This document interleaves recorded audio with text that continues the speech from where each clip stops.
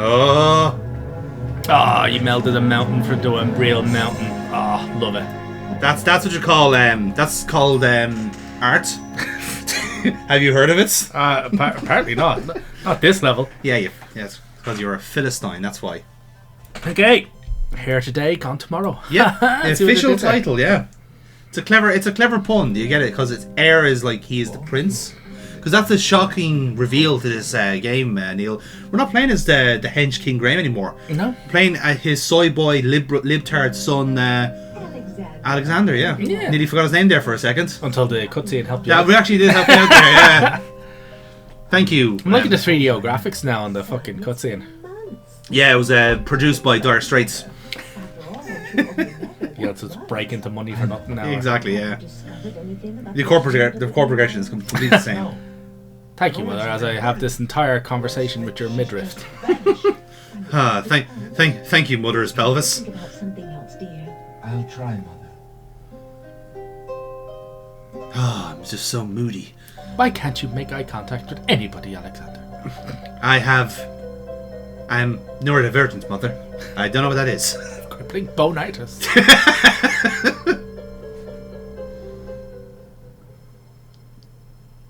I mean, this is kind of cutting edge. I thought you were going to do the same fucking scene there, cutting off the top of his head. Like, she just Christ. I know you went went straight to that same scene and then just scroll. I was like, oh no, panned up. Like the cameraman had made a mistake and they were like, nah, we'll keep it in. Yeah, fuck it.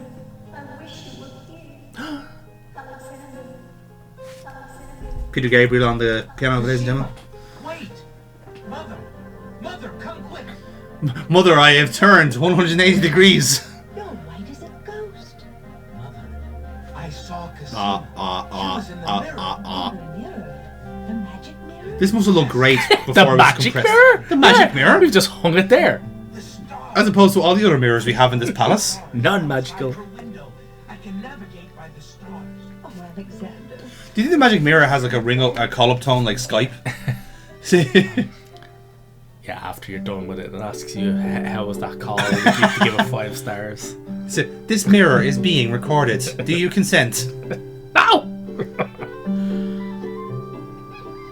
It's Weird Al Yankovic on the harp, ladies and gentlemen. Here. Hold on. This part of the video is brought to you by chips! Lots of chips! And big greasy shites onto your windscreen. Yes, we can all agree on that. That is truly the spirit of adventure. Wiping off gull shit off your lapels. I mean, it could be worse. It could be actually young and it had one shit in your mouth. Mm-hmm. You know. Definitely didn't happen, by the way. It's completely incorrect. Anyone who says so is a salacious liar. So this is Alexander gone off to set off to check out the woman in the mirror. Yes, he's a quite a protagonist. He's able to charter his own ship because he's a prince. Mm-hmm. And he stands proudly on the bow as he power stances his way around the binoculars. I get paid by the word. We don't have... I should actually I'll sit at the front of the ship looking out with the... Where I could easily... With the telescope. Blow over, yeah. Instead of, at the very, very highest point, which might, help. Yeah, he's not the best captain, is he? Is he even the captain? Do you know what? Fuck knows. Ah, there we go. Land high. Oh, yes. There's no way to talk to your princess about that. Three miscellaneous sailors there. 3 miscellaneous pirate stereotypes. Yes. Because of course one of them's got to have a fucking eye patch. You have to have the eye patch, and one of them has to be wearing the hoops. Yeah. That's the rule. And that person wearing the hoop is obviously French. Because that is the rule. Oh. Day turned to night as it was coming to shore. Day turns to night, as is the passage of time. Yes. But it just the night seas. Oh, we hit the rocks and sank. Yeah, we're dead. Alright then. You actually fucked up in the cutscene. Well done. You were supposed to click on your mother's pelvis. Absolutely. Yeah. Alexander managed to hire the most inept fucking crew on the planet Earth. Clip art. Look at the clip art. Oh my god. The clip art. But look, it's clip art with Dithering. No. Ooh, look, it's getting slightly brighter. You can see that frame by frame. This took 4 years. You're getting that's what you're paying extra for. There you go. That was an intern's work. Was like Ken Williams insisting upon a shadow on his text. No, do it again. It must look cinematic. Oh, Jane Jensen looked in this one. Yeah. Right then. We've actually been on a bit of a James Jensen buzz in this series We have, because actually, yeah. she did the Police Quest 3 as well. So she has done this. I think she does the next Space Quest, and then she gets Gabriel Knight after that. Although I think, if I'm not mistaken, yes, because we've already played Gabriel Knight on the channel, so that predates Phantasmagoria, which was another potentially a project she was involved in, but Roberta Williams was doing the heavy lifting on that one, as you recall. She basically just wanted Phantasmagoria was her baby, essentially. So, whereas Gabriel Knight was kind of Jane Jensen's dream project, as it were. So, Yeah. and Laura Bow, the Laura Bow series, in fairness, was all Jane's. So yeah, between Police Quest, Laura Bow 2, and now this, we've done 3 Jane Jensen games back to back. And again, despite all the Sierra bullshit, the games have been really well written. And really enjoyable. It's funny. You talk about like their back catalog because like Ken Williams actually didn't like a lot of the games, so he didn't quite like the main pitch for Gabriel Knight. He's like, nobody wants to play something sad and depressing and dark on the computer. And you're like, yeah, they absolutely do. And even though he fucking cannot stand FPS games, he got the rights to a game called Half-Life. Yeah, funny that works, isn't it? From this small little company called Valve. So, But he didn't make it himself, you see. So like that's no, they published it. Yeah, exactly. He got So Valve were the developers, and they published through Sierra. I'm going to qualify this statement, but the more I hear about Ken Williams, he kind of has a kind of a Vince McMahon energy to him, in a sense, where like he doesn't necessarily like the products he's making. He just understands that it makes him money. There's a book. He wrote a book about the death of Sierra, and in it, one of the other CFOs, I think CFO, I'm not sure, freely compares Ken Williams to Donald Trump. Wow. Yeah. I mean, what great company to be in. Yeah. They both have great hair. It was basically that when it came to like Ken doing you favors and helping you out in the company, you had to make him money. Yeah. So like, he like I think one of the phrases from it was like, you know, you ship a best-selling game, you're my best friend. You ship a dog, you should start looking for work. You know, when it comes to doing favors, success definitely matters. You know. Well, I mean, in fairness, because he gave a lot of them quite a lot of creative license at the same time. So basically, he wasn't involved. He wasn't involved, no. So, but like the impetus was like, if you make it work and you make me money, I'll give you another one. Like that, and in fairness, like it did make him money. So like you can't say it didn't work. Now, granted, like I think, like I said, I think the whole LucasArts kind of comparisons kind of really changed that then, because we all kind of like that era of gaming then became more quality over quantity, whereas like, you know, Sierra were doubling down on their like constant adventures, the Quest series and all them, whereas you could say maybe they should have actually given more love to the Gabriel Knights and Laura Bows of their back catalogue. That was from we don't know. That was from when they got bought out. Yeah. And then killed off. You know. That's the thing. There's an immensely. I don't really like a lot of the shit that they do on Vice, but I haven't heard that name in a while. Yeah, Jesus. But they have a long read on the death of Sierra. I think I read that article. I think yes. You'd know if you had. Yeah, because it's a long ass. Like it takes a while to get into it. I'm going for the first death here, by the way. Oh, nice. Alexander is such a prince; he cannot deal with the idea of an undertow. Not even that. It's just like, oh, my pantaloons are wet. This clearly is a death sentence to Alexander, who has all of his clothes dried for him by servants. There's a lot of drowning in this game. I'm going to be kind of upfront here. Like, in all fairness, that's actually like a real thing, like riptides and undertows and stuff like that. Not most people like. It was funny when I went swimming in like Australia and I was pinging shit back to my friends, and they're like, "Oh, don't watch out! Don't get eaten by sharks." I was like, "No, man! Like you're like 20." Nothing like getting swept off your feet. But and then having to travel through the fucking eye of a underworld anus. Yeah. Sticks playing you out as you do. Yeah, absolutely. But yeah, no, it's like most people like. No, man, you're far more likely to drown and like.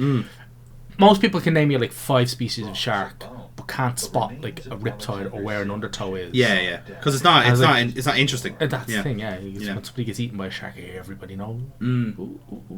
So, but yeah, no, I do. I really remember reading that article. Already, it's actually brilliant. I like reread it every like 3 or 4 months. I go back to it and I'm like, this is actually really fucking good. Because I remember why don't Vice do more shit like this? Because the same site had done a deep dive on Ripper, and I think I read both of them at the same time. Oh yeah, their deep dive on Ripper was tremendous. It wasn't just on Ripper. It was like that was the whole FMV game kind of like thing about it. But they focus on Ripper because it's out there. Yeah, it's like absolutely bonkers. I've played it like 3 times now at this stage. I have again, spoilers, going to appear on my worst games list, but I have such a soft spot. No, I can't fist. That's a game. That's a game you'd actually stick in like your best and worst game. No, the Ripper is what we're doing this channel now for about 8 years now, but like it is the bedrock of the channel. It's like it's a game you crack open a few cans to and you laugh your arse off on it. That's what this channel is based on. Which is why we've subjected ourselves to these games for so long.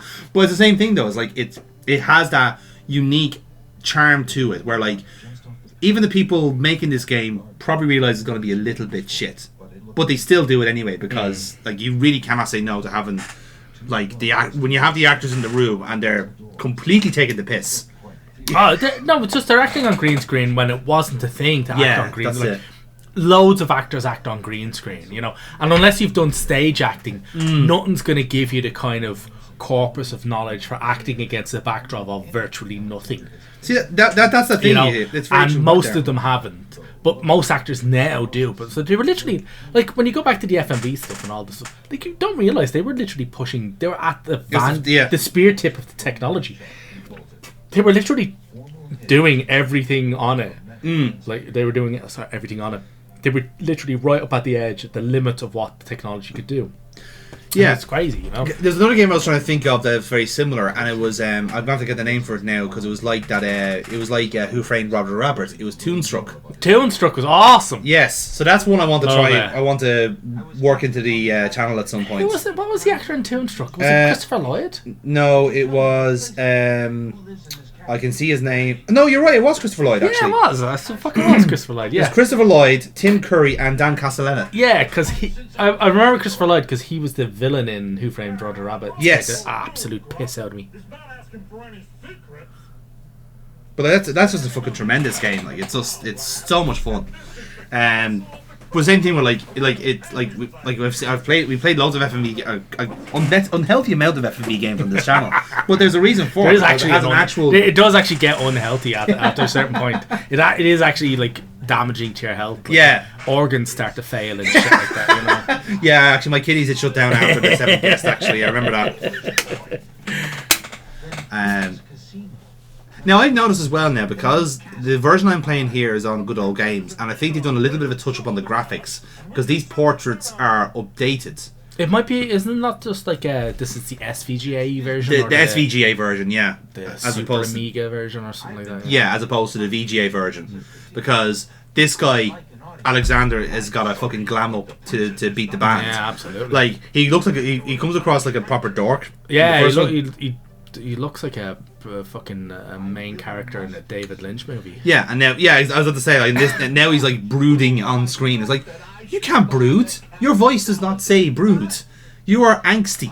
It's a totally different request. I'm a prince of Daventry and a friend of the princess. I'm the friend. Come on, that's fucking angst all over. And I am lord of this dusty pen.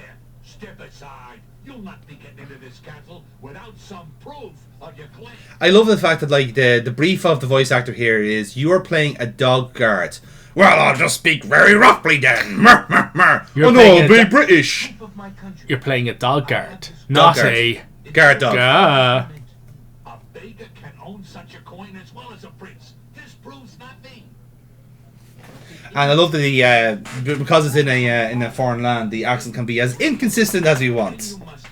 Although I always find it's always interesting that like whenever Sierra do like a a game in a foreign land to the game to the wherever we're aware of. So when you're away from Daventry, it's always in somewhere that's either Asian or Persian. Have you ever noticed that? Like Quest for Glory was the same. Yeah. Like we played the second game and that was set in like a desert area, and everyone was cats with Arabic accents. It is the royal insignia ring of Daventry.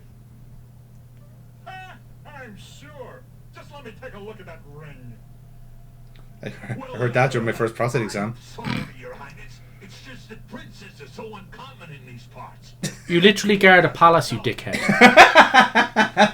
Princes. There's only one prince. We're allowed to have one. No prince is allowed.